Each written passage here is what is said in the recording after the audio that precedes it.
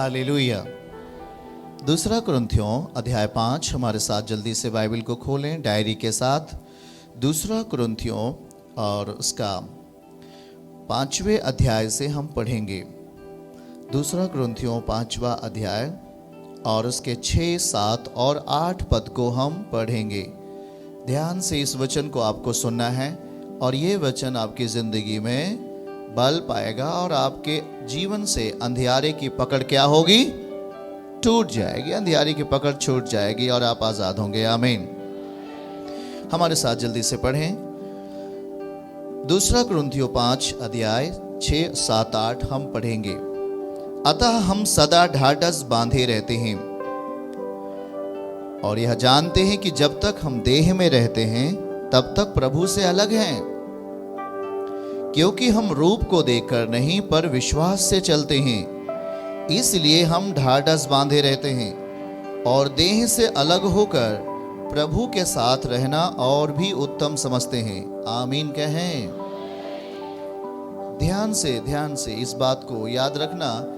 आज परमेश्वर हमारी जिंदगी के खास उन बातों की चर्चा कर रहे हैं जहां पर परमेश्वर का वचन ठहरकर हमारी जिंदगी में प्रतिफल लाए। सीधे अगर 6वीं आयत को हम बाइबल में देखें, हम सदा ढाढ़स बांधे रहते हैं। हमारा हिम्मत, हमारा परमेश्वर के प्रति जो इच्छाएं हैं वो कमजोर नहीं होनी चाहिए।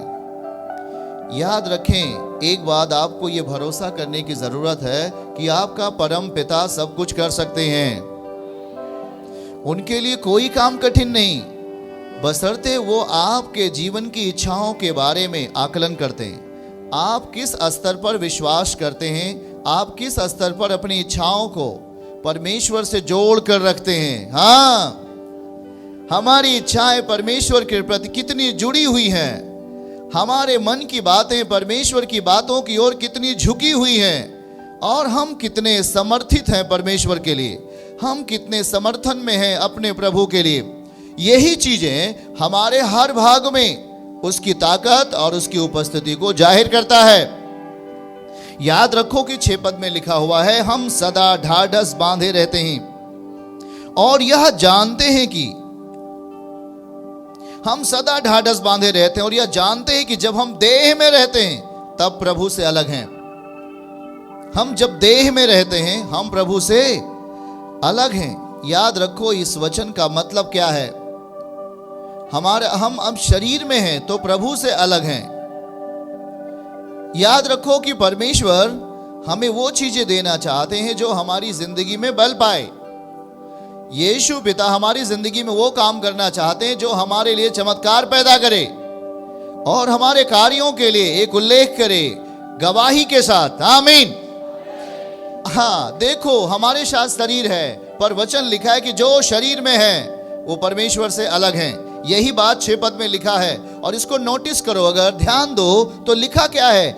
जब हम सदा ढाढ़स बांधे रहते हैं, मतलब हमारी इच्छाएं परमेश्वर की इच्छाओं के प्रति समर्पित रहती है, पर जब तक हम देह में रहते हैं, जब तक हम शरीर का जीवन जिएंगे, हम परमेश्वर से अलग हैं। याद रखो, हम देह में जरूर हैं पर हमें देह के अनुसार नहीं जीना करके प्रभु समझा रहे हैं। हमारे पास हड्डी और मांस है पर हड्डी और मांस में पाप की अवस्थाएं काम ना करें, ये हमारी आत्मिक दशा बन जाएगी। हमारी हड्डी और मांस पाप से अलग होती है तो प्रभु के पास होती है, लेकिन जब ये हड्डी मांस पाप की अवस्था में होती है तो वो शैतान के पास होती है, जिसे हम सही परिभाषा में शारीरिक जीवन को बोलते हैं।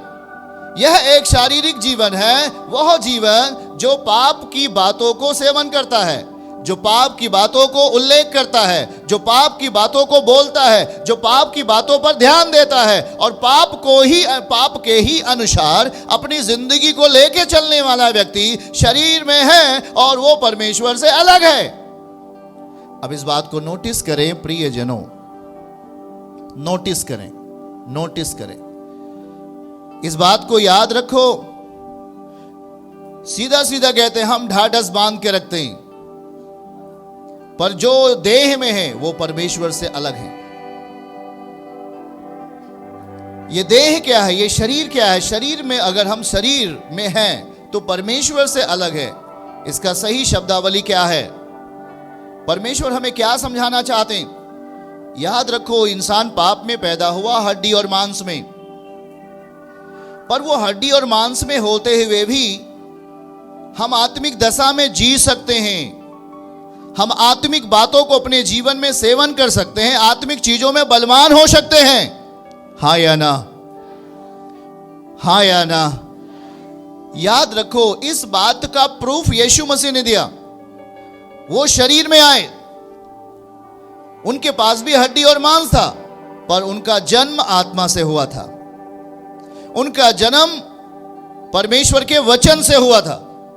और इसीलिए मेरे प्रियो, उनकी जिंदगी आत्मिक जिंदगी थी और वो परम पिता के साथ थे। आमीन। आज प्रभु आपको समझा रहा है, यदि आप यीशु पर विश्वास करते हैं, परम पिता को अपना जीवन मानते हैं, अपना उद्धारकर्ता मानते हैं, यीशु को अपने जीवन का प्रभु मानते हैं, अगर आप देह में जीवन जी रहे हो, प्रभु से अलग हो, हम प्रभु के साथ कब होंगे? प्रभु सीधा सीधा कह रहा है, 2 कुरिन्थियों 5 अध्याय 17वीं आयत में, सो अब जो मसीह में है वे नई सृष्टि है। कैसे सृष्टि है? नई सृष्टि, नई बनावट है। पुरानी बातें बीत गई हैं, सब कुछ नया हो गया है। वो कौन सी पुरानी बातें? वही पुरानी बातें देह की बातें हैं, वही पुरानी बातें शरीर की बातें हैं, वही पुरानी बातें हड्डी और मांस की बातें हैं, जिसमें पाप फैला हुआ है, जिसमें गुनाह फैला हुआ है, जिसमें गुनाह की बातें फैली हुई हैं। उस अवस्था में वो इंसान परमेश्वर से अलग है। पर जिस दिन हम प्रभु को ग्रहण करते हैं, जिस दिन हमारे अंदर परमेश्वर उद्धार करता, उसका पुत्र यीशु मसीह आ जाता है, हमारे अंदर ठहरने लगता है और हम विश्वास की भाषा में अपनी आत्मा को प्रभु के हाथ में दे देते हैं, हम अपने दिलो दिमाग को प्रभु के हाथ में दे देते हैं। वो अपनी शक्ति को हमारे अंदर प्रकट करता है और हमारे हड्डी और मांस को, हमारी आत्मा को, हमारे हड्डी और मांस को शुद्ध करके हमें प्रभु के निकट लेके आ जाता है। Hallelujah, hallelujah. प्रियजन, इसको हमें समझने की जरूरत है। अगर हम फिर से इसको पढ़ें, 6वीं आयत हमारे साथ देखें, 5-6 को पढ़ेंगे। हम सदा ढाढ़स बांधे रहते हैं और यह जानते हैं कि जब तक हम शरीर में रहते हैं तब तक प्रभु से अलग हैं। वह शरीर जो पाप के अनुसार जीती है, वह शरीर जो वचन के अनुसार नहीं चलता, वह शरीर जो शैतान की बातों को मानता है, वह शरीर जो शैतान के सामने दंडवत करता है, वह शरीर जो गुनाह, पाप, व्यभिचार, चोरी, हत्या, वो शरीर देह प्रभु से अलग है। वो देह प्रभु से अलग है। पर कौन सी देह परमेश्वर के साथ है? कौन सी देह यीशु मसीह के साथ है? कौन सी देह पर परमेश्वर अपने बल को उतारेगा? कौन सा वो शरीर है जिस पर परमेश्वर अपना बुद्धि दिमाग देगा? कौन सा देह है जिसको प्रभु अपनी शक्ति प्रदान करेंगे? वो वही शरीर है जो शरीर हड्डी और मांस में रहकर भी यीशु के वचन को ग्रहण कर, संपूर्णतः मन फिराकर, बपतिस्मा लेकर यीशु मसीह के पीछे हो लेगा। वो शरीर रहते हुए भी आत्मा कहलाएगा। वो यीशु के निकट होगा। आमीन बोलो।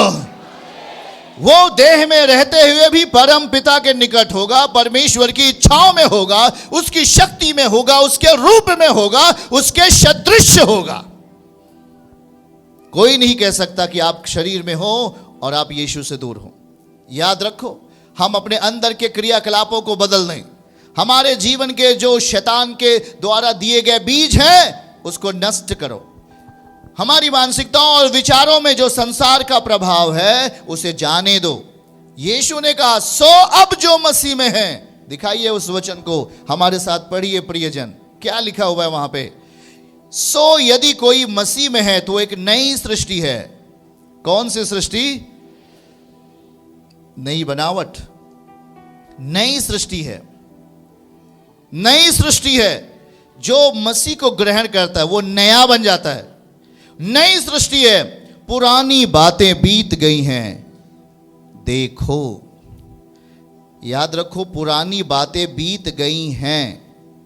जहां तक लिखा है वहां कामा लगा हुआ है। क्या लगा हुआ है? वचन को देखो तो जो पढ़ सकते हैं, वहां कामा लगा हुआ है। इसका मतलब पुरानी बातें बीत गई हैं। पुरानी बातें अब उस व्यक्ति के अंदर नहीं हैं, बीत गई हैं।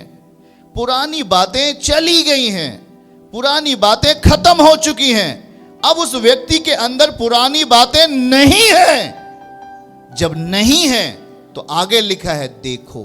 तब उस जीवन को जब हम देखने लगते हैं तो वो जीवन नया हो गया होता है। आमीन। वो जीवन नया हो गया होता है, क्योंकि वो जीवन अब मसीह के बातों पे चलता है।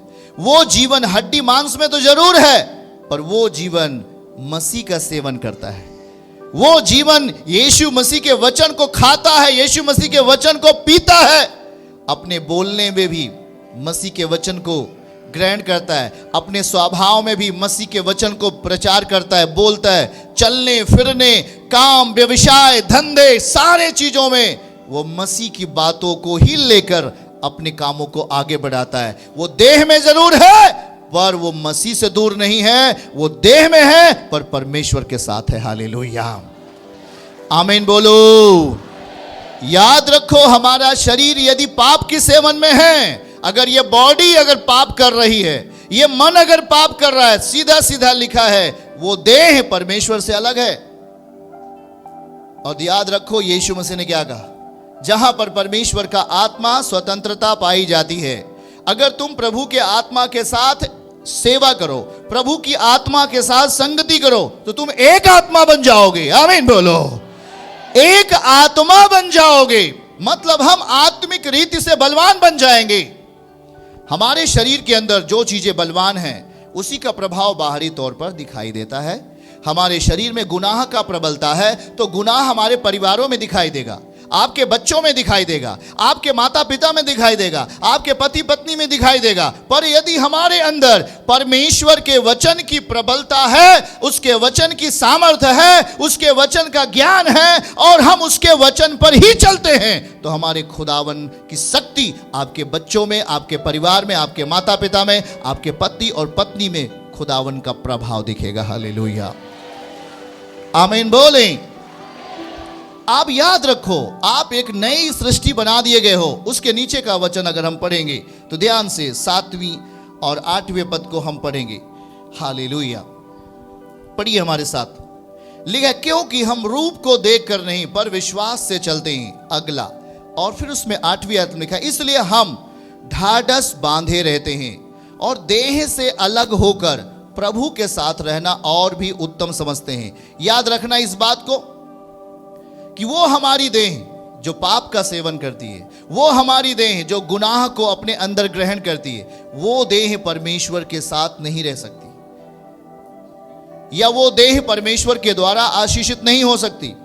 जब हमने सच्चाई को जान लिया, जब हमने जीवन को पा लिया, जब हम नई सृष्टि बना दिए गए, कह रहा है अब देखो पुरानी बातें बीत गई हैं, पर वो भी आप में बीत रही हैं। आप नए कब बनोगे? अगर पुरानी बातें अब भी हमें बीत रही हैं, बीत गई हैं, ऐसा नहीं है, तो आप फंसोगे। बीत गई हैं सबसे अच्छी बातें, पर बीत रही हैं बुरी बातें। पुरानी बातें आप में बीत रही हैं, आप फंसे हैं। पुरानी बातें बीत चुकी हैं, आप आजाद हो चुके। ये सही शब्द है।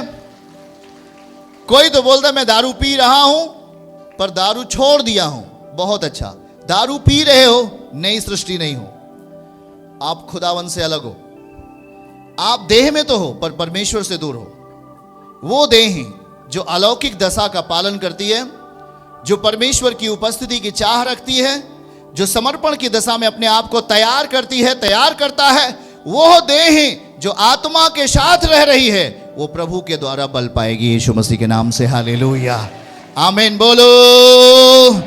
चर्च की सभी प्रार्थनाओं को और परमेश्वर के दास के द्वारा टीचिंग सुनने के लिए और अपडेट्स को जानने के लिए हमारे इस चैनल को सब्सक्राइब करें और साथ में बेल आइकन को दबाएं, ताकि जब भी लाइव प्रार्थना हो तो सबसे पहले आप देख सकें।